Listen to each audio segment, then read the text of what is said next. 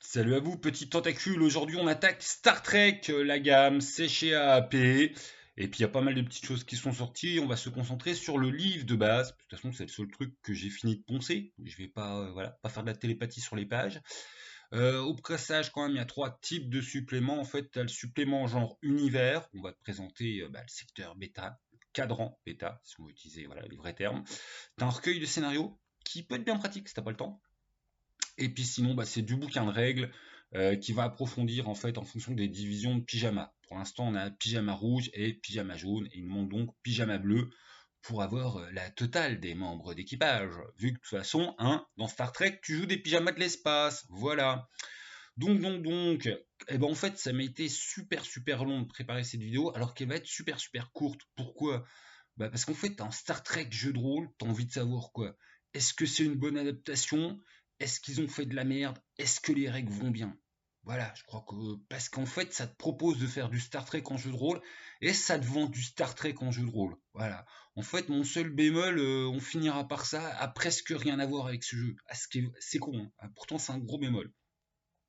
Donc, que dire? Les règles, parce que voilà, ça va être un peu le corps du truc, hein, une fois que tu sais que le background a été respecté. Les règles, c'est le système 2D20. Donc, en fait, tu fais carac plus compétences, plus éventuellement tes spécialités. Ça te donne un numéro, tu jettes 2D20. Tout ce qui est en fait supérieur à ce numéro, c'est pas bon. Tout ce qui est inférieur à ce numéro, c'est bon. Plus tu as de bons, plus tu vas générer en fait de l'impulsion.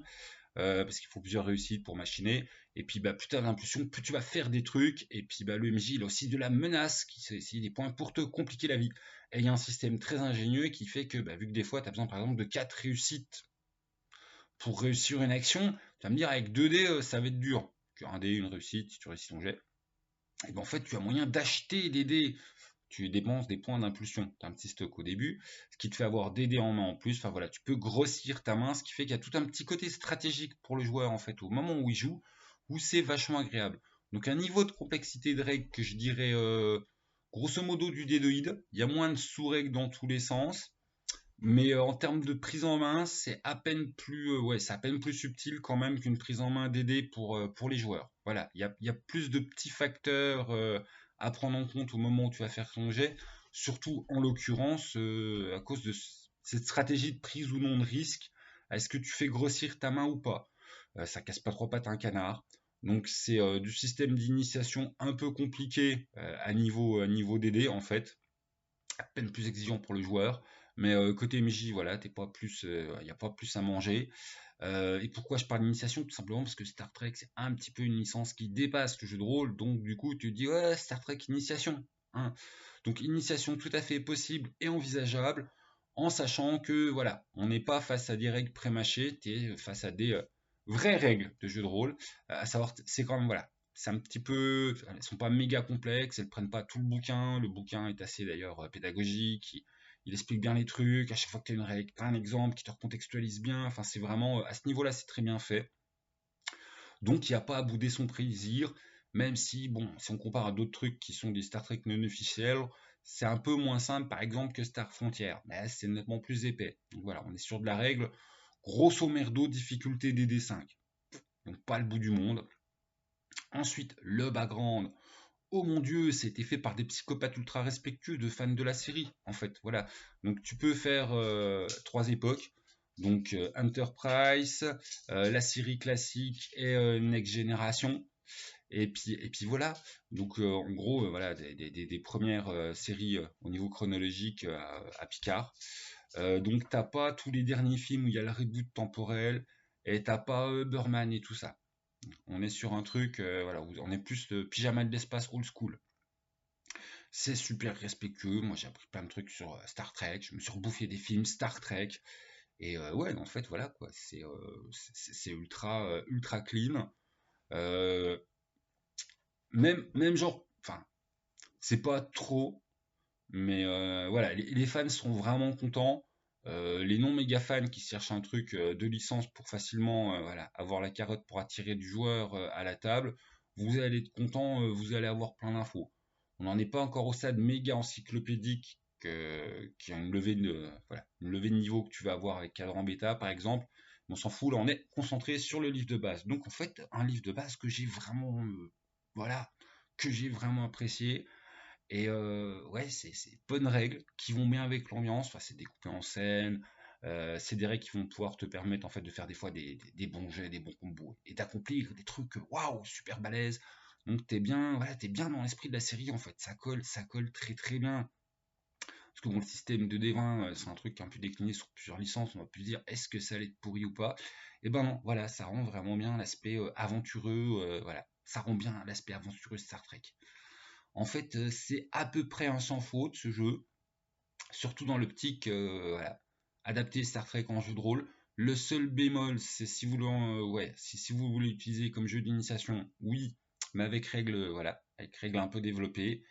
Et surtout, le seul véritable bémol de cette gamme, c'est la conséquence au fait qu'elle soit super belle. Ils ont fait un truc bien flashy, que voilà, l'ouvrage, ça respire un peu de Star Trek, ça fait d'ailleurs plus la génération Picard, où il y a souvent des arrière-consoles très fluo, machin, qui te pètent à la gueule, donc bah, en fait c'est super beau à feuilleter. À lire en papier, peut-être que ça passe. Moi, je me le suis bouffé en PDF. J'en ai, mais vraiment, mais bavé. Je pouvais pas lire un PDF plus d'une demi-heure sans chouiner des yeux. Il y a plein de couleurs de police, voilà, de clair, un peu violet fuchsia, des fois dans le foncé. Le tout, la plupart du temps, sur du bleu marine très foncé. Ça te tue tes putains de yeux. Le jaune sur bleu marine, mais d'où c'est que vous avez fait ça? C'est une torture. Donc voilà, j'oserais dire, si vous vous reconnaissez dans le ouais, je suis rôliste, puis ouais, en plus, je suis un geeko fin fan de Star Trek, vous avez un jeu idéal pour vous. Mais faites pas l'économie du papier, hein. Oh putain. Déjà, je voudrais dire, si en magasin, vous pouvez jeter un coup d'œil, voir si vous, ça vous explose pas trop les mirettes. Parce qu'en fait, c'est tout le temps comme ça. Du clair, avec variation d'écriture, enfin de couleur d'écriture sur du foncé. Et en PDF, c'était la souffrance, hein. Mais littéralement ça. J'ai aimé ce que j'ai lu, mais au-delà de la demi-heure, mes yeux faisaient ah, ça peut plus, je chiale. Voilà, c'était à ce niveau-là, c'était méga chiant. Peut-être moyen de régler des trucs de luminosité, machin, mais que je sais pas faire, donc voilà. Après, mais très très bonne surprise, très très bonne surprise. Je suis amateur de Star Trek sans être un méga fan. Et ben le jeu ouais, ça m'a poussé à me retaper tous les films des différentes générations. Ils ont su d'ailleurs garder subtilement le petit côté kitsune des vieilles séries avec par exemple il y a tout un petit passage sur l'explication du jargon pseudo-scientifique puis des petits conseils sur comment l'utiliser. Il y a les grandes voilà il y a les grandes races emblématiques de Star Trek. Ouais, c'est du tout bon. C'est du tout bon. C'est vraiment au niveau adaptation série, c'est du tout bon. Faut juste bien mettre l'astérix pour gens qui aiment les règles un peu développées sans trop. Voilà, on n'est pas sur de la grosse prise de chou, mais on n'est pas sur de la petite règle toute simple, rapide en main, facile. Après, c'est le genre de mécanique, une fois que tu as passé le pas de son assimilation, bah, qui est vraiment sympa, quoi. Enfin, voilà, à chaque occasion de jet de dés est une occasion de prise de risque ou non. Mais voilà, sur le côté jeu de société à jouer ensemble. Tout simplement, est-ce qu'on va investir, quel point on va prendre, il y a des histoires de pots communs. Enfin, il y a tout un petit aspect complexe qui est très sympa, qui fait bah, que voilà, on joue en équipage et après bah, on pourrait détailler aussi un truc que j'ai trouvé super appréciable, qui est très bien dans le côté adaptation de série. Bon, on a forcément le découpage en scène, mais ça on s'en fout un peu. Enfin, c'était voilà. Puis, mais non, on l'a pas forcément dans les séries. Mais par exemple, on va voir des rôles secondaires qu'on va pouvoir jouer. Donc par exemple, t'as beau être le technicien, bah, si t'as des trucs à faire en salle des machines, et puis que va avoir une téléportation d'un commando pour aller hop botter le cul des méchants sur leur vaisseau, tu sors ton PNJ secondaire et puis tu joues avec dans l'équipe des botteurs de cul. Voilà, il y a plein de petits trucs comme ça qui font que les joueurs vont pouvoir accompagner toutes les formes d'action.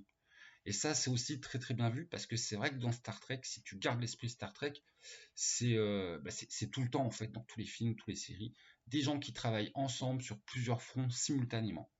Et ça aurait pu être quelque chose d'un peu chiant à gérer, surtout que bah, certains fronts vont mécaniquement prendre plus de temps que d'autres. Et voilà, j'ai en salle les machines, 3 G de dés, on passe à l'équipe suivante, baston, ah, on en a pour 20 minutes de temps de jeu. Donc du coup, enfin voilà, la découpe était pas forcément évidente. Et avec ce côté, on s'en fout, tout le monde peut jouer partout dans toutes les situations. Sans compter que les PNJ secondaires, c'est pas juste des PNJ jetables, hein. Vous allez être amené à pouvoir les reprendre, voilà, donc ils vont s'étoffer. Ça va être comme les vrais PNJ secondaires de la série. Ils vont prendre de l'épaisseur et vous allez pouvoir apprécier jouer avec. Il Il y a tout un petit truc sur les idéaux aussi, tout le côté qui se traduit dans le metagaming, dans le gaming. Le fait, bah ouais, à Starfleet, c'est tous voilà des gentils peaceful de l'espace, que quand ils se battent, c'est vraiment pour protéger la paix, l'amour et puis tout ça. On revient bien avec les directives et on n'est pas dans l'ombre des personnages des séries et des films. Ça, c'est très bien aussi. On a voilà, on joue du Starfleet, on joue pas des larbins à Kirk ou à Spock. Et ça aussi, c'est un truc vraiment très très appréciable. Voilà, il y a la timeline officielle, ils ont fait leur truc, mais tu as vraiment la place pour faire ton équipe et voilà, que vos persos soient les héros de leurs aventures, qui sauvent eux aussi tel et tel cadran et face à telle et telle grosse menace.